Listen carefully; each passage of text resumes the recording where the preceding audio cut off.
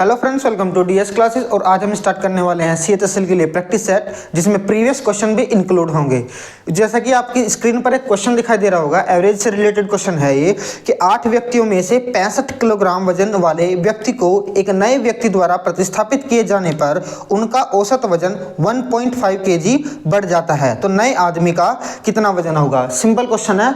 ऐसे क्वेश्चन में आप लोगों को क्या करना है कि जितने भी व्यक्ति दिए हैं, क्या बताया मैंने कि जितने भी व्यक्ति दिए हैं और जितना भी एवरेज उसका बढ़ा, जितना भी उसका एवरेज बढ़ा उनकी मल्टीप्लाई कर दो, तो कितना आ गया 15 × 120 यानी 12.0 आ गया। कितना आ गया 12.0 आ गया।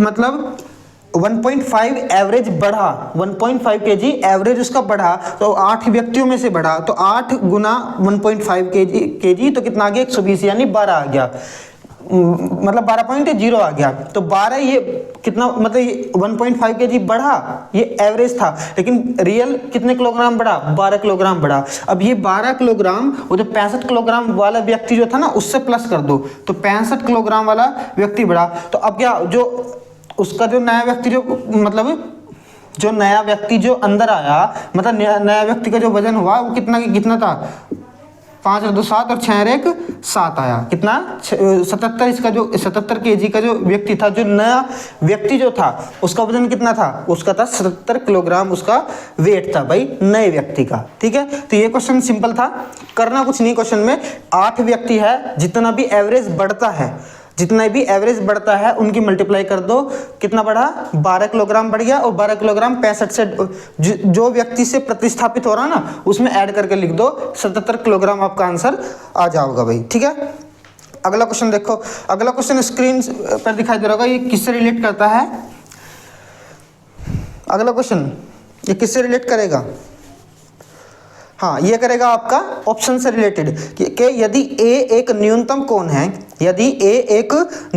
कोण है तो निम्नलिखित में से कौन सा विकल्प अनिवार्यता कोसेक ए के मान के बराबर नहीं होगा।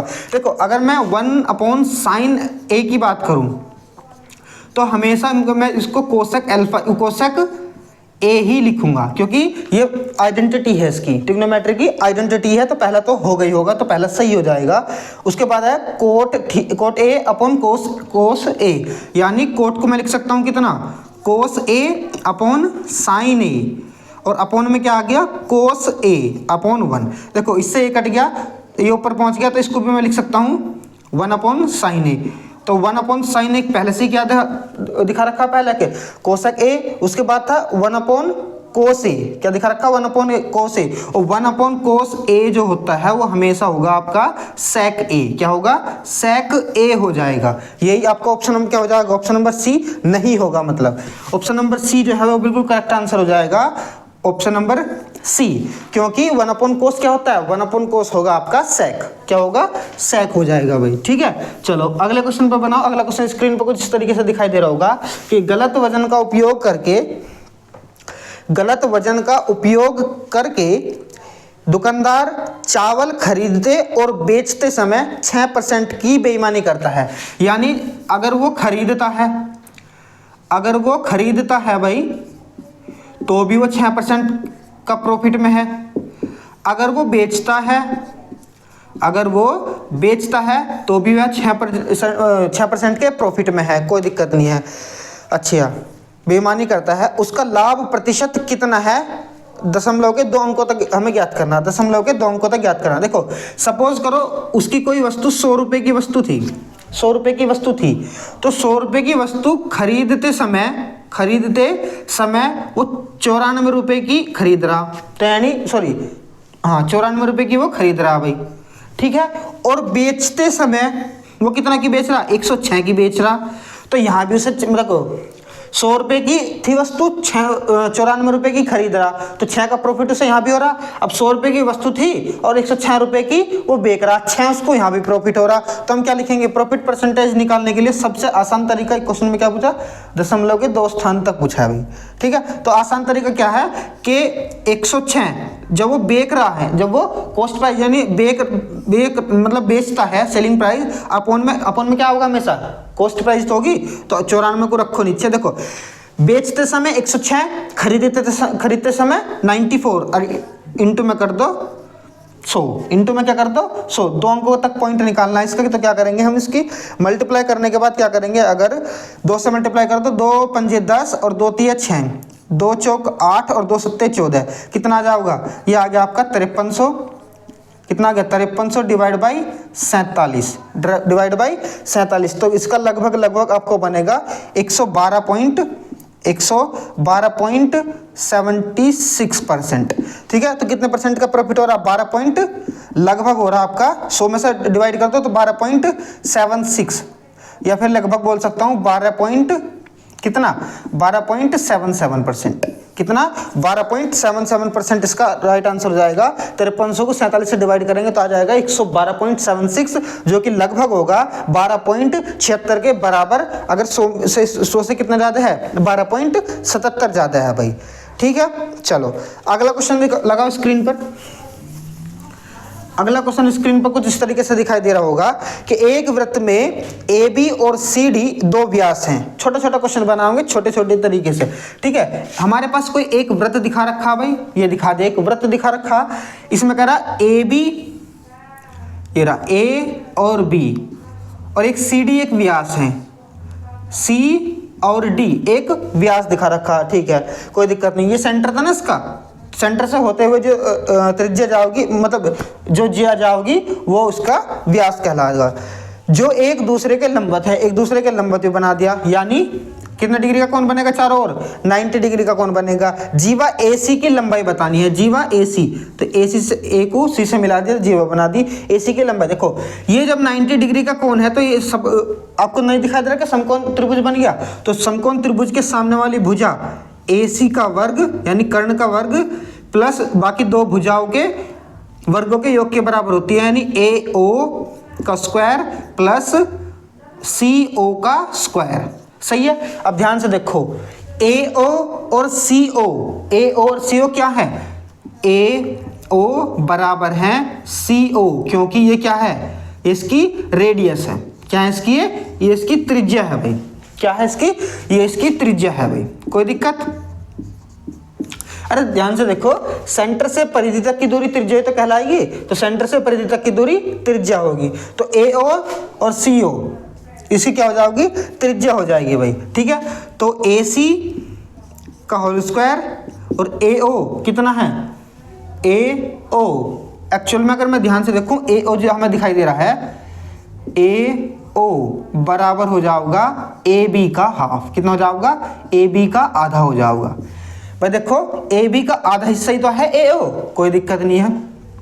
अच्छा भैया, तो मैं AO की जगह AB/2 लिख सकता हूँ, AB/2 का होल स्क्वायर और प्लस CO किसके बराबर है, AO के, तो AO का मान भी यहाँ से रख दो, AB/2 का होल स्क्वायर। AC ये स्क्वायर जो है उधर जाकर अंडर रूट बन जाओगा, तो कितना आ जाओगा, 4 तो बटे में आ गया और ऊपर आ जाओगा 2AB। कितना आ जाओगा, 2AB का होल स्क्वायर। कितना जाओगा, 2AB का होल स्क्वायर ये आ जाएगा भाई।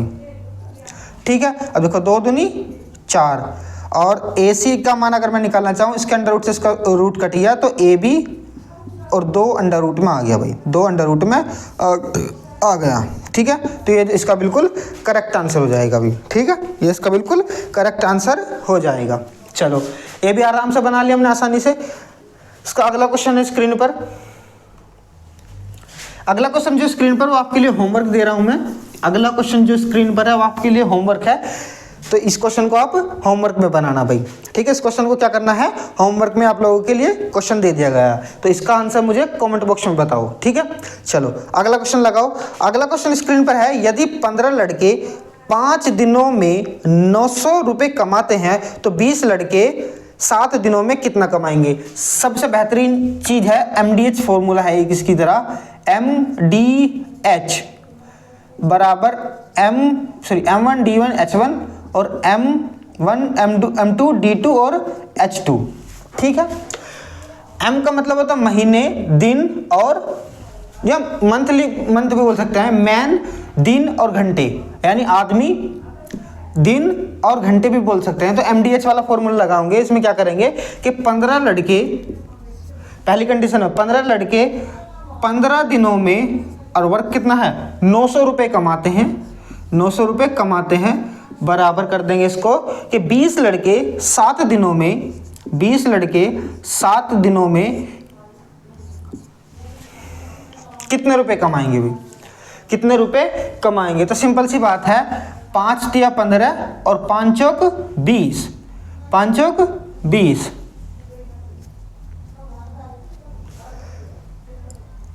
ठीक। 5 तिया 15, छिक्का 90, 60, 7 चौक 28, 7 चौक 28, ये बैठ जाओगे आपके 8 संग 48, 1680।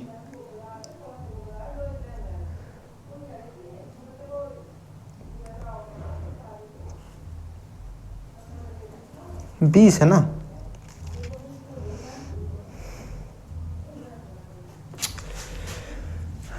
सही तो बैठ रहा। कितना आ गया, अभी x बराबर आ रहा है, इसकी क्रॉस मल्टीप्लाई कर दो, 60 गुना 4 गुना 7, तो x बराबर आ गया आपका 28, 280 गुना 7, और आ जाओगे x बराबर 8 सत्ते 56, 5 7 दिन 14, 5 14 और 5 1960 है क्या। कहाँ गड़बड़ होगी भाई, कहाँ गड़बड़ हो गई।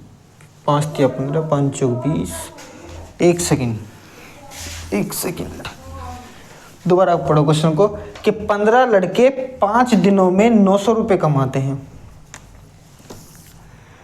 15 लड़के 5 दिनों में 900 रुपया कमाते हैं, बराबर। फिर 20 लड़के 7 दिनों में कितने रुपए कमाएंगे, ये पूछ रहा। कितना आ गया, 15 छिक्का 90, 60 और 12 पंजे 60, ठीक है। ठीक है भाई, तो x बराबर आ गया तुम्हारा 12 गुना 20 गुना 7, ठीक है। तो x बराबर आ गया तुम्हारा 7 दूनी 14, 14 दूनी 28, 2 14 2 1680, कितना आ गया 1680 आ गया भाई, कितना 1680, जो कि इसका बिल्कुल करेक्ट आंसर हो जाएगा, ठीक है। आराम से बना लिया। बढ़ते हैं इसके अगले क्वेश्चन की ओर। अगला क्वेश्चन स्क्रीन पर कुछ इस तरीके से दिखाई दे रहा होगा।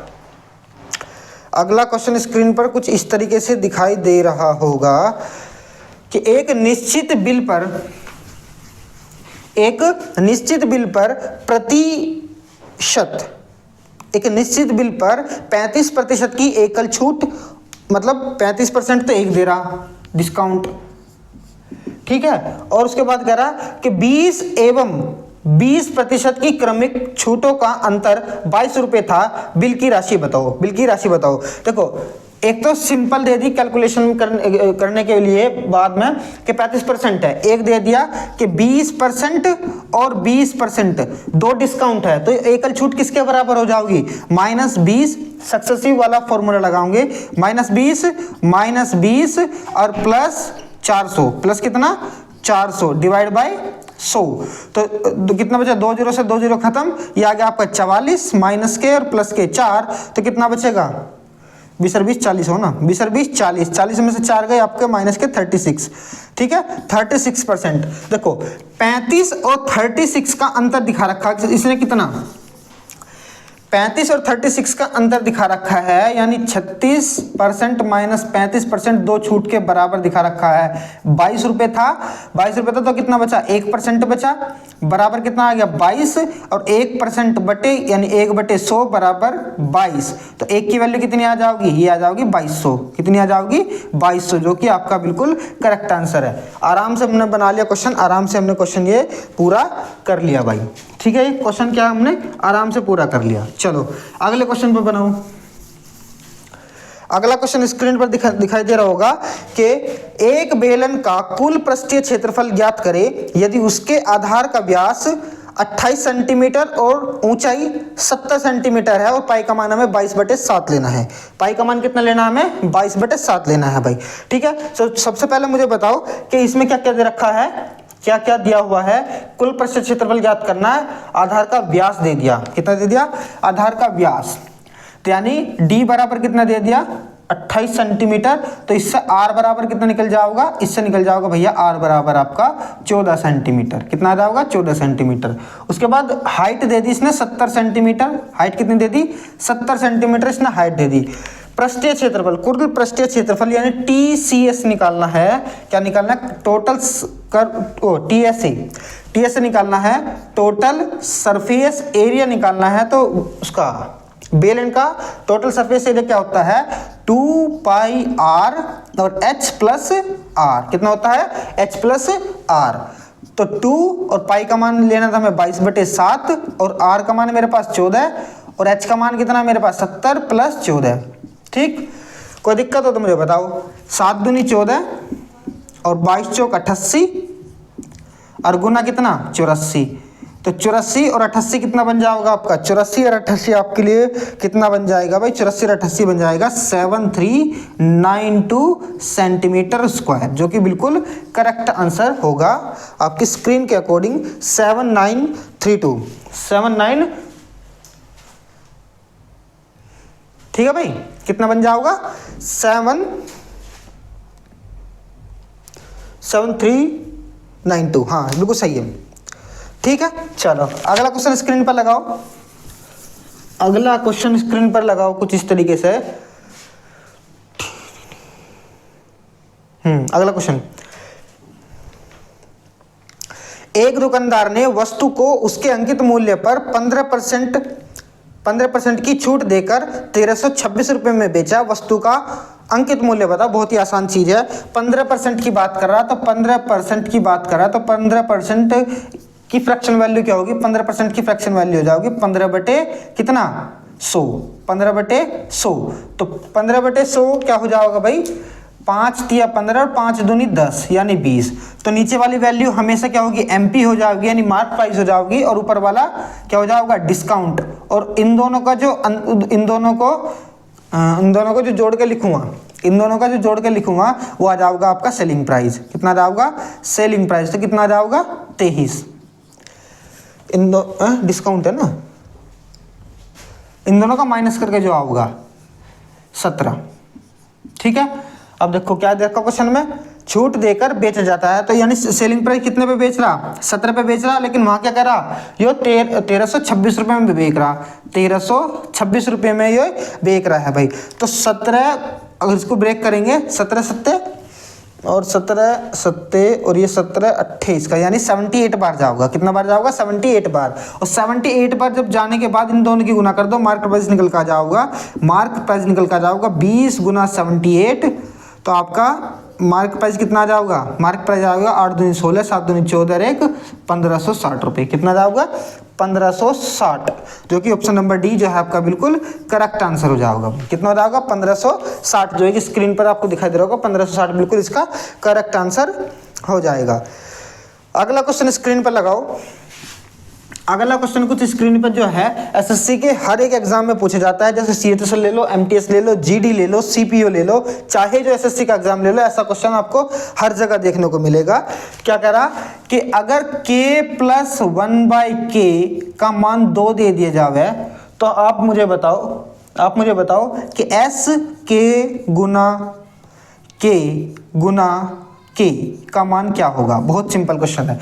इसको आप क्या कर सकते हैं, देखो अगर मैं k का मान 1 रखता हूं +1/1 बराबर 2 चल रहा, तो कितना 1 के अपॉन में 1 हो तो कुछ मतलब नहीं है, तो 1 कितना आ गया 2, यानी हमने बराबर के दोनों साइड बराबर इक्वल प्रूफ हो गया कि LHS भी बराबर है और इसका RHS भी बराबर है। तो अगर मैं k का मान 1 रखूँ ना तो 2 आ रहा, तो अगर मैं k का मान यहाँ पे 1 रखूँ तो भी कितना आ जाऊगा, यानी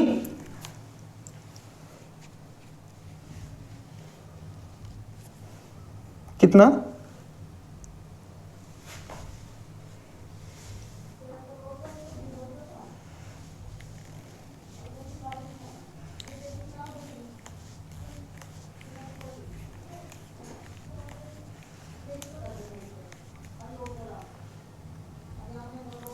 कितना हुआ 8।